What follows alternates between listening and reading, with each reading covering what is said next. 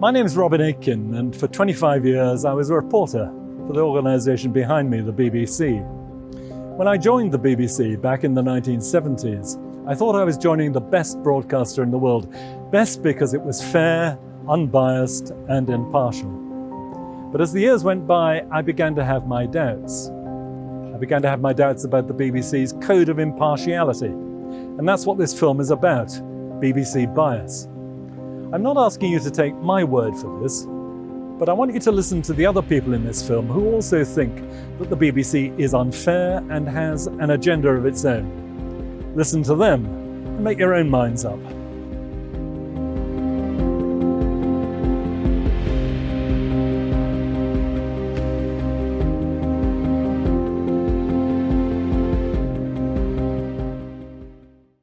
The BBC is easily the most important cultural institution in Britain. More than 90% of the population use at least one of its services every week. Its programmes are woven into the fabric of national life. It is known and respected across the world. It used to be a byword for honest journalism, but the past decade has shown us another side of the organisation. Back in 2012, the BBC star Jimmy Savile was exposed as a predatory paedophile. There was a strong suspicion of a cover-up. Then came a journalistic blunder which saw Newsnight libel an ex-treasurer of the Tory party, Lord McAlpine, when they wrongly labelled him a paedophile. But the last 6 months have seen perhaps the worst scandal of all, when it was revealed how a BBC reporter, Martin Bashir, landed his famous interview with Princess Diana by forging bank statements to get her to talk to him. On its website, in the section about its values, the BBC proudly proclaims, "Trust is the foundation of the BBC. We are independent, impartial and honest." In the wake of the 25-year cover-up at the heart of the Bashir affair, that has a rather hollow ring. Lord Moore, Charles Moore, the former editor of the Daily Telegraph and the Spectator, has been a long-time critic of the BBC. He says the affair showed how the corporation puts preserving its reputation above all else.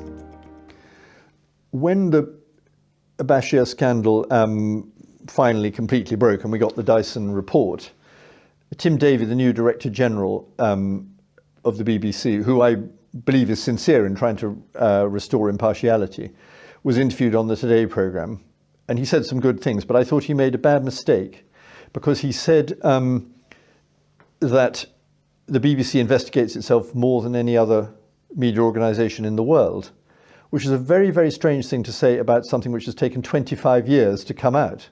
So for a quarter of a century, theoretically, it did investigate itself because it had an original internal inquiry at the time, but actually it didn't. And it's pretty clear that it deliberately didn't. The truth about self-investigation, I mean, yes, he's right. The BBC is obsessed with process and it incessantly has inquiries about this, that and the other. But when it considers that its vital interests are at stake, it has a brilliant way of glossing over whatever that problem is. In trying to explain the Bashir scandal, the BBC deployed the one rotten apple defence. Lord Burt, who as John Burt was Director General at the time, called Bashir a rogue reporter and said the whole thing was a once-in-a-100-year occurrence. I don't find that convincing, because the cover-up of Bashir's wrongdoing involved many senior BBC executives over many years, and also because the worst failures of BBC journalism cannot be laid at the feet of one individual. They are systemic. Take the Brexit debate, for instance. As anyone with any interest in British politics knows, the European question has been the great divider. It split parties, and as the referendum result showed, it split the country down the middle too. So it was a real test of the BBC's impartiality. But with the corporation's massive journalistic resources, it's one you would have expected them to get right. But in the event, Brexit showed up BBC bias in the most dramatic way. The corporation sided consistently with pro-Europeans and had done so for many decades before David Cameron had called the referendum. If you allege bias at the BBC, you'll probably be told, well, that's just your opinion and you've got an axe to grind. The The BBC is also fond of pointing out that it gets attacked from both sides of the debate, which it says shows it's getting it right. These self-serving arguments are hard to rebut, but in the case of the BBC's European coverage, there is actual proof of bias. One thing I did once that struck me about that was I appeared on Question Time, and early on I said I would just like to say I'm delighted and honoured to be here, but there's a panel of 5 and I'm the only Leave supporter. And if you look at the... You're the only person who voted Leave. Well, the government is think I'm really supporting the only Leave. Leave supporter as well, as a matter of fact, Well, but we can argue about that. But I'm certainly the only person who voted Leave. And again on this programme, the balance totally fails to reflect the wider country. Can I just make the point, Charles? This is a question to me. Let me answer it. Yes, obviously, the government supports the Leave position, and last week we had 3 people who took the Leave position and 2 who took the Remain position. And I didn't vote. So, I can't agree with you, but feel free to answer Thilo's question. The Institute of Economic Affairs did a survey of what happened in the balance on this just recently, and they showed that Leave appearances have only been 36%, whereas Remain has been 60% on this programme. I think we're talking about different definitions of Leave here. This is fascinating, Charles. I'd be very interested to know why the BBC can't reflect the wider country. Why is it that the political class constantly dominates this programme when we know that more than half the people who voted Leave? Why? What is the answer? Well, I told you about the programme last week. obviously they couldn't actually stop me saying that, but I've never been asked on the programme again. So. Lord Pearson of Rannoch became convinced Britain should leave the EU back in the 1990s, and as he campaigned on the issue, it became clear to him that the BBC was on the other side. I think what really woke me up was when in 1997, in January 1997, I got a bill on a vote in the Lords through its second reading, which was a bill to leave the European Union. And there was pretty massive press coverage about it everywhere, because it was the first time a parliament in the European Union had even talked about leaving, let alone winning the vote, which was quite a story. But not a word on the BBC, absolutely not a word. And some of my friends rang them and said, surely you're going to cover this. And they said, no, absolutely not. As the Eurosceptic campaign gathered strength, the BBC's opposition to leave never wavered, at the same time dismissing any allegations that it was biased. Lord Rannoch decided he needed proof, so he and some other sceptics paid for a monitoring exercise of BBC news output to prove their point. The man he hired to do it was David Keithley, himself a former BBC journalist with previous experience of monitoring news broadcasts. What you need is to take a controlled sample. You need to be very precise about it, and that means, in the BBC's case, monitoring the BBC's output, it means transcribing it. It means recording everything. It means transcribing everything, and then building interpretation on that basis. Our research by the BBC has been characterised as crunching numbers. It is part of that, because you can't do any inquiry objectively unless you've got the framework properly in place. But it absolutely is not just about crunching numbers. It's looking at the numbers in the context of what is said. David Keithley says when he started the monitoring, he wasn't himself a Eurosceptic, but as the work proceeded, he became very aware of just how deeply entrenched the BBC's opposition to UKIP and the sceptics was. I was astonished. Our first project was the European parliamentary elections of June 1999, and I had no idea how much coverage to expect. It was very much focused on the pro-EU angles in ways that you need to read the report to fully appreciate. But that came out very, very quickly indeed. David Keithley and his little team have been monitoring BBC output now for more than 2 decades. All the statistics are published on the Newswatch website, and they leave no room for doubt. The BBC was, and still is, ardently pro-EU. If you take 4,275 guests talking about the EU on the Today programme, between 2005 and 2015, many survey periods in that, only 132 people who came on the programme, 3.2%, were supporters of the UK's withdrawal from the EU. Now that's a devastating statistic, which you can only give and back up and justify if you have all the reports to do it. If you vast amount of research goes into that. Lord Pearson imagined that, armed with good quality research, he could force the BBC to acknowledge its own bias and give Eurosceptics a fair hearing. He was to be disappointed. Although in 2005 an internal BBC inquiry actually confirmed that there was a strong pro-EU bias in the corporation, nothing changed. Publicly, the BBC simply denied that there was any bias in its journalism. The corporation never properly engaged with Pearson or his team, or their findings. Though the BBC maintained that its journalism was completely impartial, some insiders knew different. Rod Liddle was the editor of the Today programme from 1998 to 2002. He raised Lord Pearson's complaints with the BBC's senior political advisor, Anne Sloman, because he knew the Eurosceptics had a point. There were studies, Lord Pearson of Rannoch did one such study and brought it to me and told me about it, the amount of airtime given to Eurosceptic voices, and I agreed with him. And I took it to Anne Sloman, and she said, "You've got to understand, Rod, that these people are mad." That was the view, and everyone thought it. But it was the Eurosceptics, the Brexiteers, who had the last laugh. The British people voted to get out of the EU, a result the BBC found hard to bear. In the aftermath, the BBC did everything it could to bolster those who wanted to overturn the result. Every negative forecast about how awful Brexit would be was amplified. Every parliamentary manoeuvre designed to frustrate Brexit was boosted.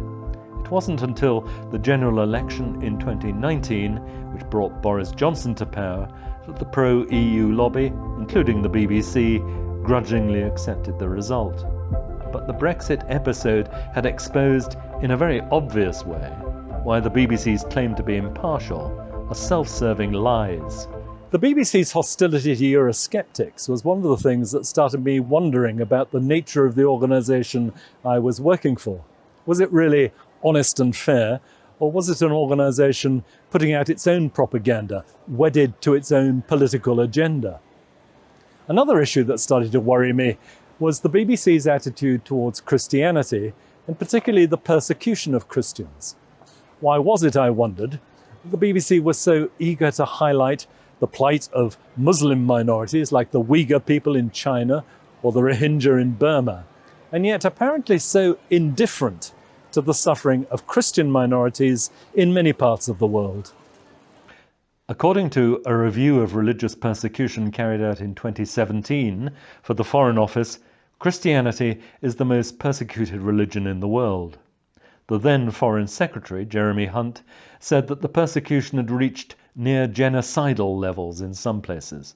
You wouldn't know it from the BBC's coverage. It seems to have a permanent blind spot when it comes to the plight of persecuted Christian minorities. Aid to the Church in Need is a small charity which tries to help Christians suffering persecution. It gives material aid where needed, but an important part of the work is advocacy, and publicity is vital to its work. John Pontifex is the charity's head of media, and he says getting the BBC interested is an uphill struggle. For example, we had a story involving a young Christian girl from Pakistan who was kidnapped, raped, shackled, and who was tethered to a rope.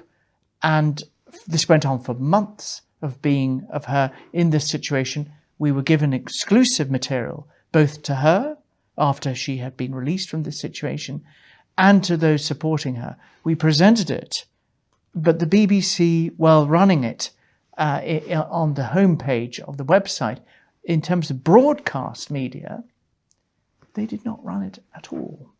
And yet it was a big piece in other media that we approached. who then syndicated it. The question that needs answering is why the BBC is apparently indifferent to Christian suffering, in contrast to its attitude towards, say, Muslim people. Charles Moore has a theory. I am very struck by the extreme sensitivity about what might be called Islamophobia, and the lack of interest in the plight of Christians in persecuted countries. I think it's very marked, actually. And while I think it's absolutely right to be very careful about being unfair about any great religion, I think it does prevent, first of all, the Christians are suffering in many of these places, and this is unheard. Their cries are unheard.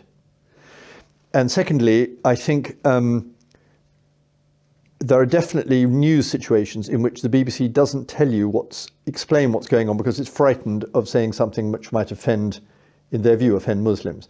My 25 years at the BBC convinced me that the corporation is now profoundly secular in outlook, a viewpoint linked to its enthusiasm for multiculturalism, the theory which deems all cultures to be equally worthy, a stance which effectively puts immigrant culture in Britain beyond criticism. Therefore, the BBC rejects any analysis of the world which relies on Christian insights. It prefers an atheistic viewpoint, which regards all religious belief as a kind of superstition. However, by adopting that stance, it's choosing sides.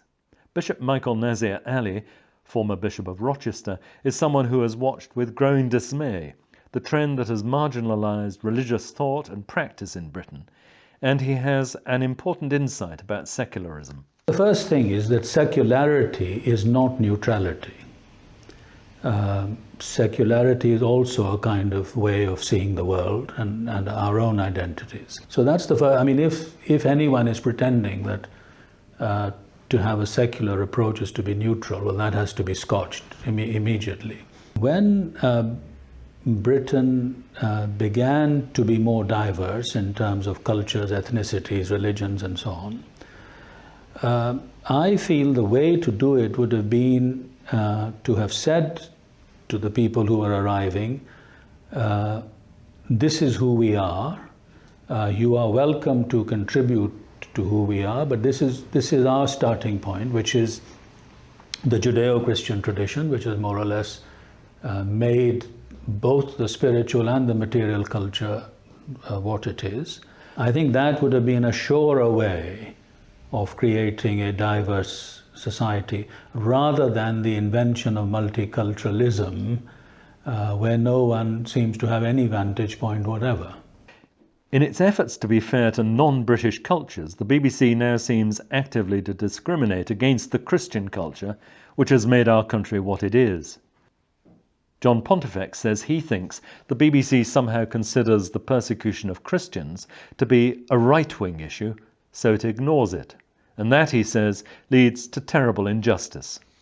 I think, though, the issue, the evidence for us is clear that big stories, be it large-scale persecution, it ought to be of interest somewhere within the BBC's range of output, is just not being taken up. And that is a travesty of justice, because when suffering is not heard, it is by implication silenced, and thereby injustice ensues. And bearing in mind, our interest is not, at the end of the day, about getting headlines. It's about getting help. It's about changing lives. It may sound a bit pompous to say we want to change lives, but actually that's what charities are there to do. And it's unfortunate to report, as I have to do, that they are part of the blockage, part of the challenge that we have to overcome in order to help people whose lives by means of persecution is being destroyed. Either they're like this girl Farah Shaheen, they're tethered, or they're like those Iraqi Christians forced to migrate. And if their voice isn't heard by the media, by the BBC in particular, what hope have they of getting A, justice, and B, a restitution of what is rightfully theirs? One thing the BBC tries very hard to disguise from outsiders, but is very clear if you work inside the organisation, is that it has a clearly defined and strongly held worldview. I would summarise that view as secularist, multiculturalist and internationalist. And the BBC views all world events from that standpoint, which is why it takes against certain countries and certain individuals. Individuals like Donald Trump, for instance. It was clear that the BBC hated Trump and all his works. In my view, the BBC's reporting of the Trump presidency was a travesty of honest journalism. Right up to the moment when the result was declared, the BBC was fervently hoping that Hillary Clinton would be elected. For the corporation's journalists, the actual result came as a massive disappointment. As Rod Liddle points out, the BBC's reaction to Trump was in stark contrast to its response to the election of Barack Obama. The bias against the Republicans reached a new peak under Trump, didn't it? I mean, what did you think of the way the BBC reported Trump? Just the whole thing made me actually vomit. It wasn't just Trump. Had I been in America in 2008, was it 8? I think it was 8. I would probably have voted for Barack Obama. You know? But the way they greeted his victory, the ejaculate flying round the studios, you know, people dancing with joy, it's just absurd. And then you compare it to Trump, where they were openly hostile all the way through his presidency, and by God, their delight when Joe Biden won.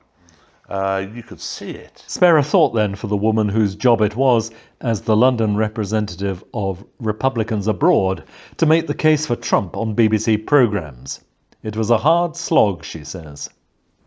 A long exhale, a long sigh. They didn't want to deal with him. They didn't want to have to cover him. They were disgusted. I did many interviews at the BBC, and where the producers and the TV crew would just roll their eyes when they watched the tape, or would just go, oh gosh, I think there was an overall disdain for him. I mean, of course they wanted Trump to be a racist, because that's the worst thing you can be, and they wanted to put that on him and characterize him as a monster. If anybody is a Republican, they're already deemed a racist. I know when I go into the BBC studios, I'm looked at as a white supremacist, and I'm looked at an oppressed, a very misinformed or misguided woman, especially on women's reproductive rights. Like there's something wrong with me. I was constantly on the defensive in all my BBC interviews. It was, I was even asked one time, is Donald Trump a monster?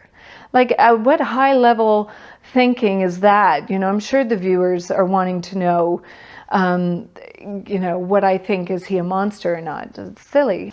But they don't see it as a bias. They see it as decency. It is this liberal worldview. It's incredibly arrogant that it is decent and everybody else, anyone who disagrees with it, is indecent, beyond the pale. They do not see it as political. And it's unanimous. I went to a really enjoyable party for an old colleague at the BBC, and there were 100 people there. I was the only one who had voted for Brexit. The only one. And it's the same on every issue. And they don't see it as political at all. Listening to the BBC's distorted coverage of President Trump reminded me a bit of what happened during the Thatcher years. Within BBC newsrooms in the 1980s, there was a quite palpable hostility to Mrs. Thatcher. Most of my colleagues disliked everything she stood for, and as Lord Moore, Margaret Thatcher's official biographer, says, that hostility undermined their journalism. My biggest criticism of them in that period was not so much that they were hostile to her, though they were, but that they could not understand or explain her to the viewer. That's the key thing. If you just depended on the BBC in that time, you wouldn't have known what all this is about. What's she doing? Why is she doing it? It was sort of mysterious. And that's one of the biggest failures of bias, I think. is that it gets in the way of understanding change. Donald Trump was much more sort of genuinely problematic than Margaret Thatcher. But I think the same thing applied, which was that if you just watch the BBC, you'd think, how is it possible that this man has become president?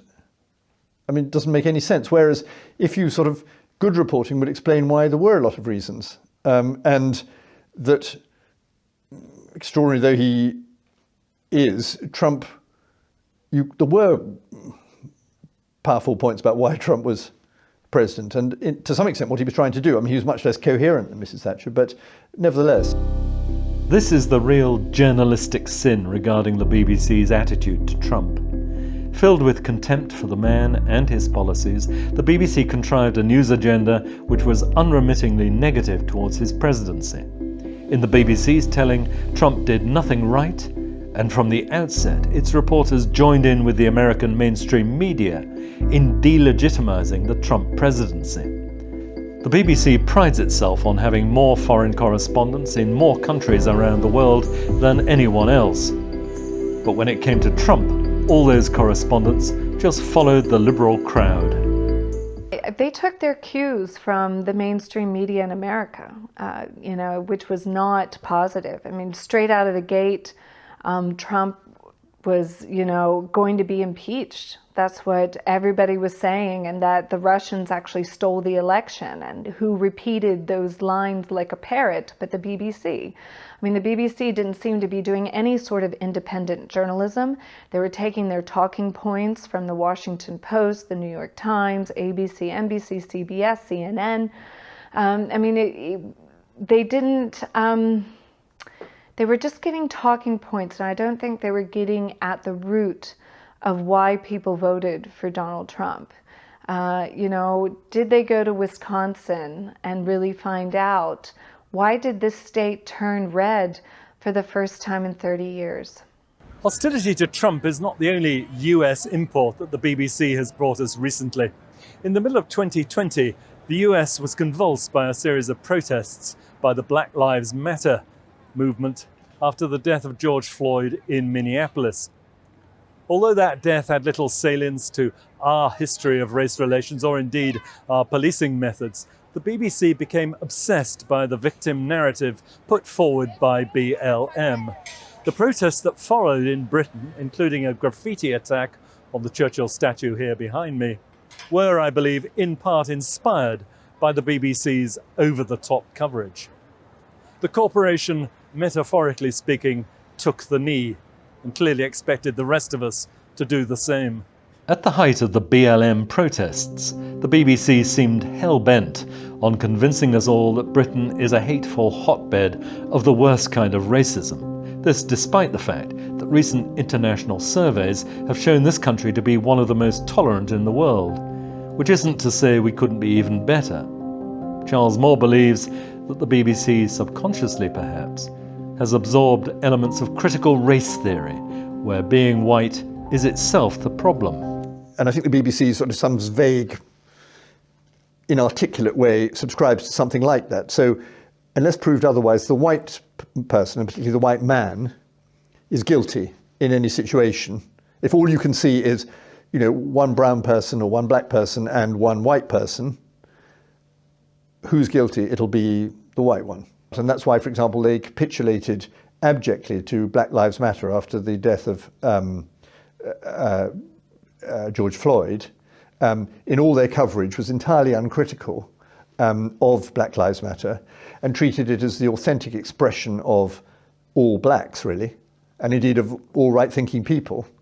And therefore, when they started knocking down statues and having riots and all that sort of thing, no effort was made to work out who are these people, what's their ideology, whom do they represent. This essentially, their coverage of Black Lives Matter has been unilluminating and biased. Blinded by its own conviction of what is righteous, BBC journalism fails in its duty to properly inform its audience of what's really going on. In the case of Mrs. Thatcher, in the case of Donald Trump, the BBC's own prejudices get in the way of understanding. Exactly the same problem, says Bishop Michael Nazir Ali, that marred its reporting of Black Lives Matter. I think the protests, when they began, were real, and I think it was right to cover them.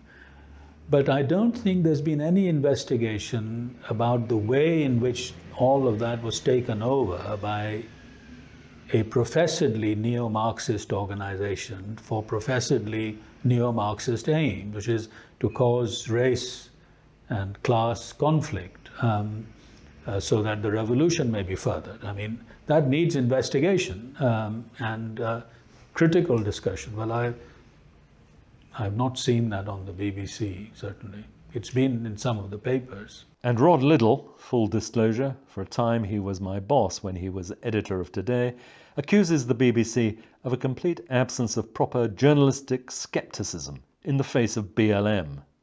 On BLM, the BBC was entirely uncritical of BLM.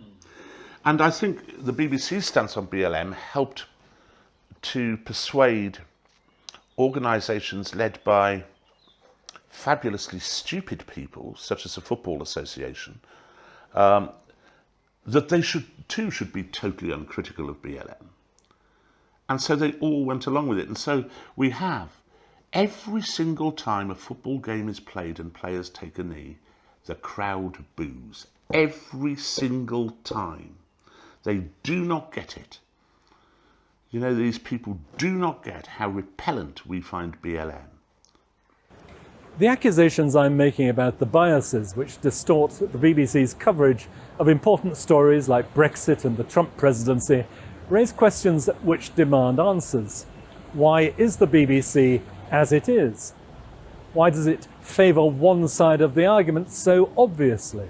Why is it so out of touch with the country that it's supposed to serve?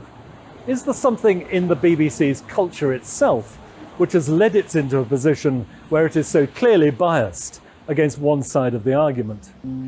Every human organisation has a unique internal culture, ways of doing and thinking not always obvious to the outsider. The BBC is no different. But because this is the institution entrusted with providing a fair, unbiased news service, the BBC's internal culture matters a lot. So who are these people? Well, despite its relentless drive for what it terms diversity, there is a sameness about BBC people. They are overwhelmingly middle class. They also tend to have been educated at the best universities, and they are also socially liberal, far more so than the rest of the population.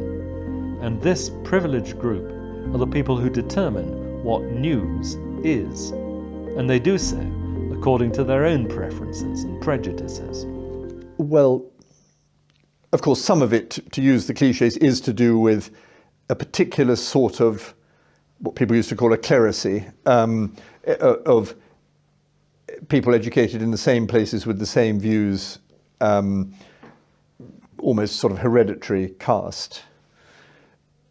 Then I think there is, therefore there tends to be a common view, and therefore they tend not to notice what else is happening. And in a funny, I think that shows that they are rather a ruling caste, because one of the things about a ruling caste is it doesn't feel the need to question itself much because it's ruling. So if you're ruling, things must be quite good, mustn't they? There was always some suspicion on the right of politics, going right back to its foundation, that the BBC was a nest of lefties. But something has changed in recent years. It all seems much more upfront these days. The BBC's own prejudices are much more openly on display. Good evening. Dominic Cummings broke the rules. The country can see that, and it shocked the government cannot. The longer ministers and Prime Minister tell us he worked within them, the more angry the response to this scandal is likely to be. And what's happened since the 1970s, what I witnessed in the 1980s, has just intensified over the years. And I think it's just the case that the BBC has become so institutionally left-leaning. You can't say it's just left-leaning, it's liberal, it's woke, it's critical theory-leaning. It's adopted all that gradually over the years.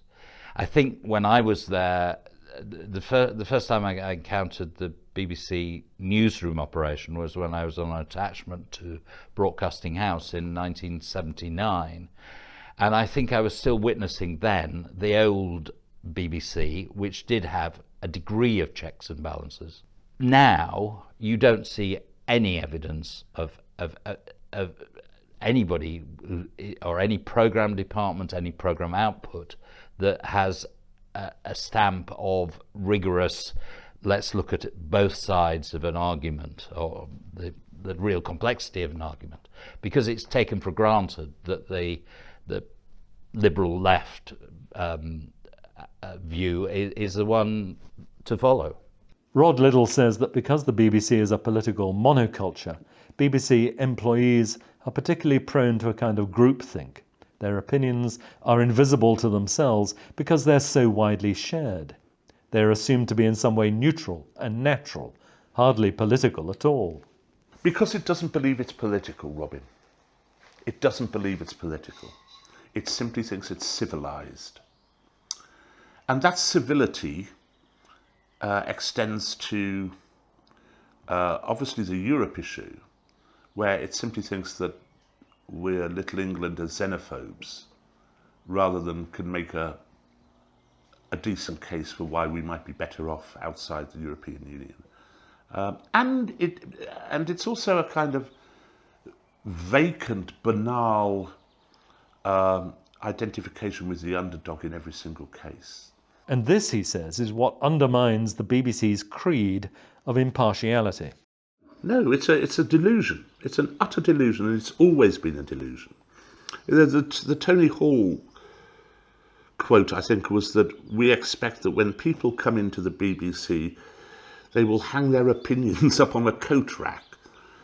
I don't think there's a coat rack big enough for Emily Maitlis. You know, where's she going to store all her stuff? She'd have to hire somewhere. No, of course, it's a delusion.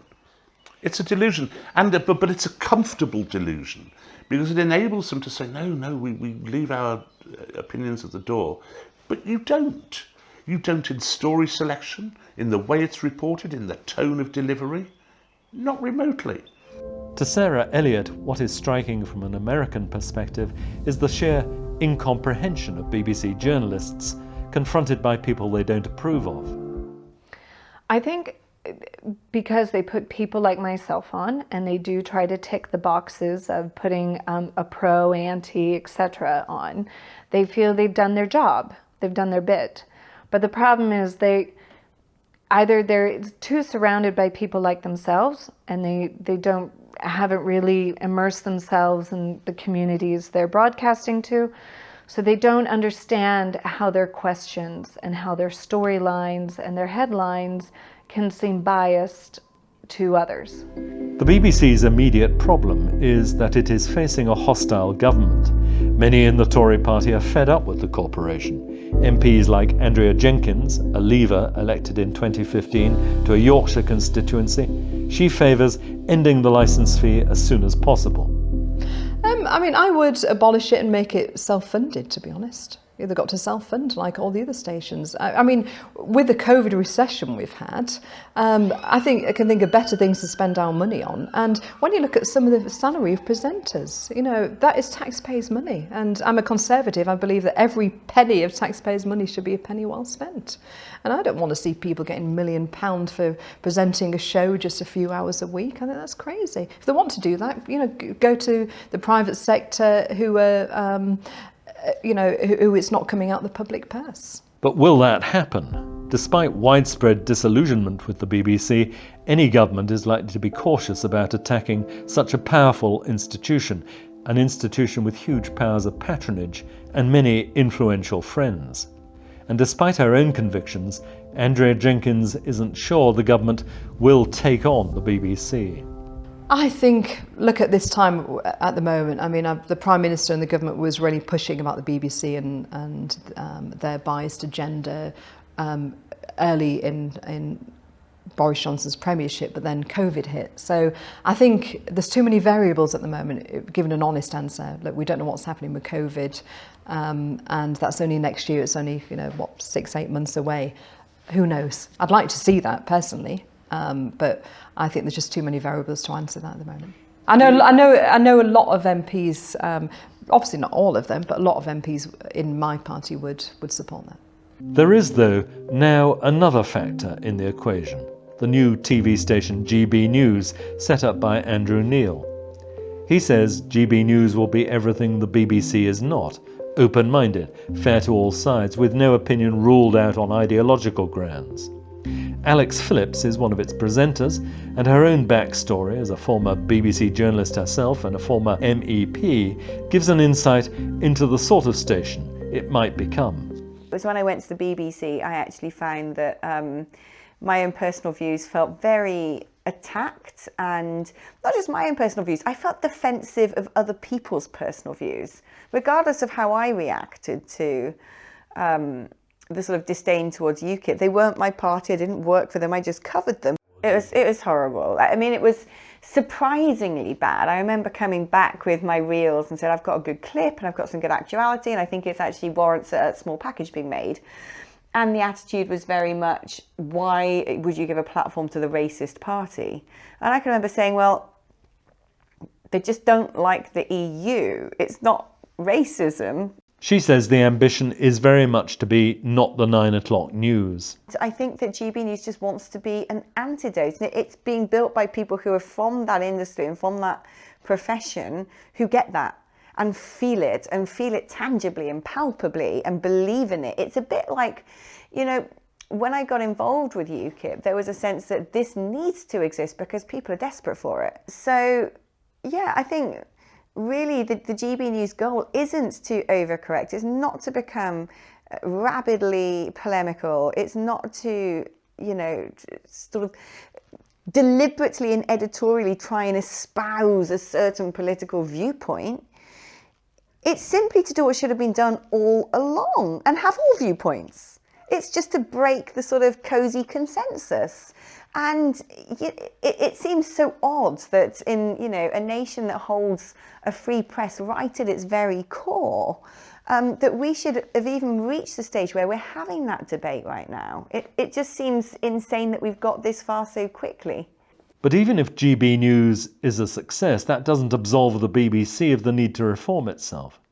As it stands, the BBC serves half the country well, the socially liberal left-leaning half, and is out of touch with the other half, and given that we all have to pay for it, that's not good enough.